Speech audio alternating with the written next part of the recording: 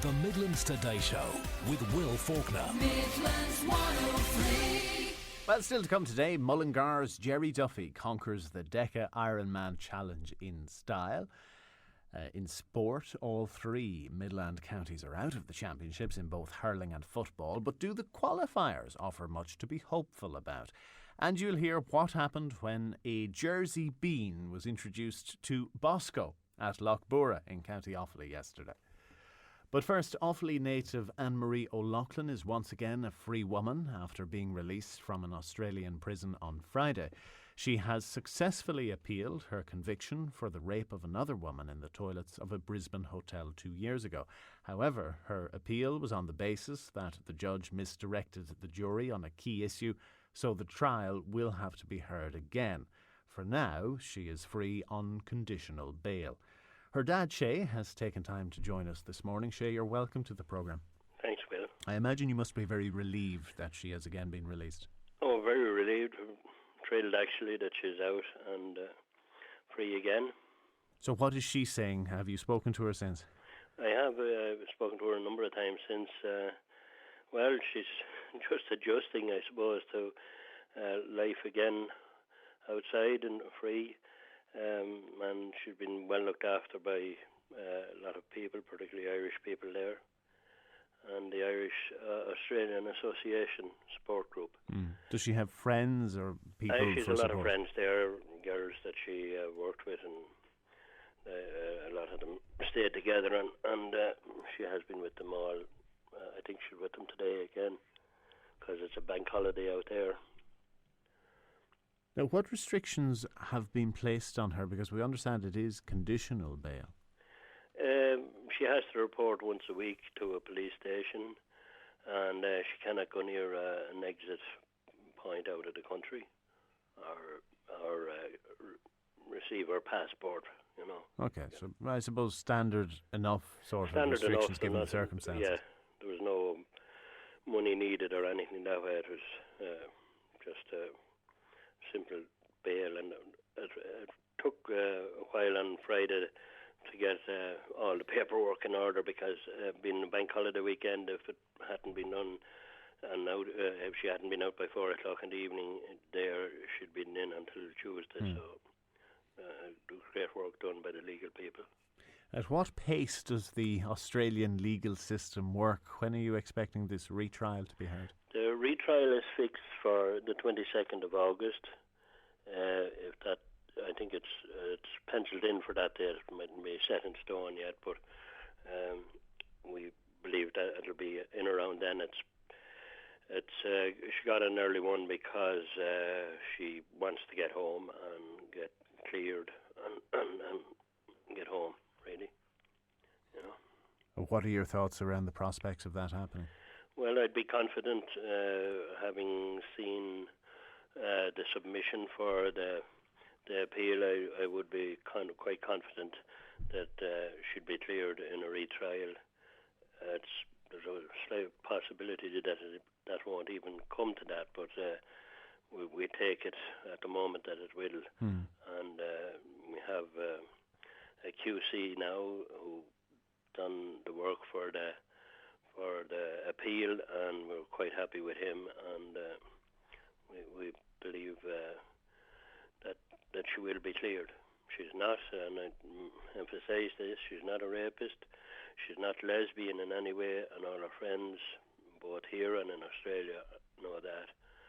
And, something we want to be very clear on. At the moment, I think some of the media here should respect a court decision, because the verdicts have been set aside. Why? What sort of coverage would you have taken exception to? Well, there was a lot of coverage over the weekend, and with headlines, rapist and lesbian and all that sort of thing. I think,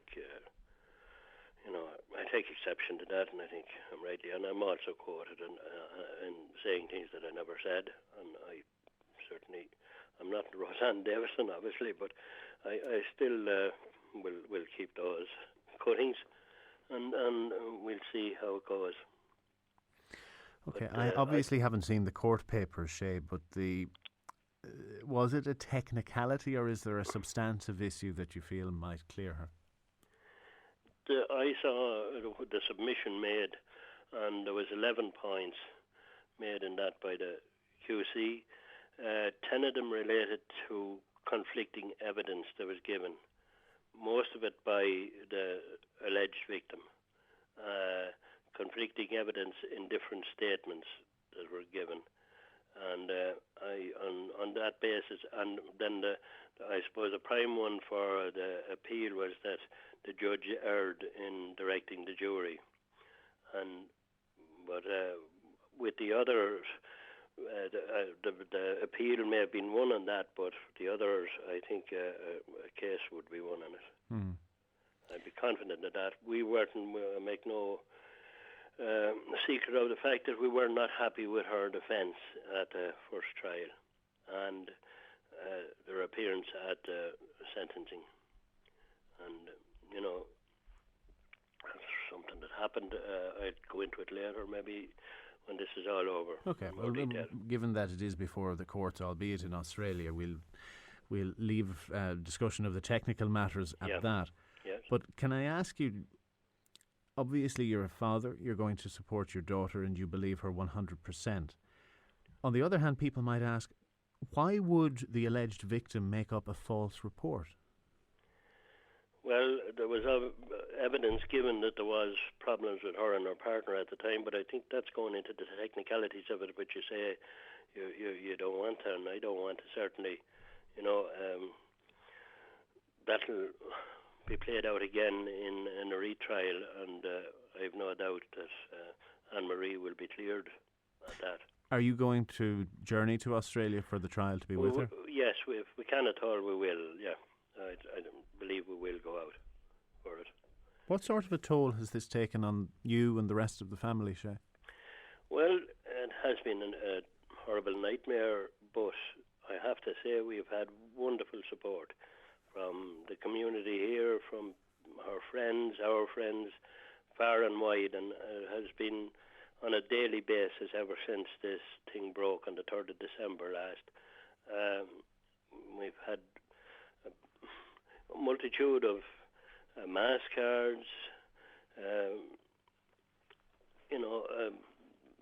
good wish cards, people lighting candles, saying a prayer, calling to the house here and supporting us, and just saying a kind word, and it has been unbelievable, and that has been relayed to Anne Marie, and it has kept her going also. So people locally have been supportive, and notwithstanding... Not alone locally, but on a wider scale too, people that would know us from far afield, and we went out to Australia for the sentencing in February. We didn't know what we were going to meet, but we got wonderful support there, particularly from the Irish Australian support group.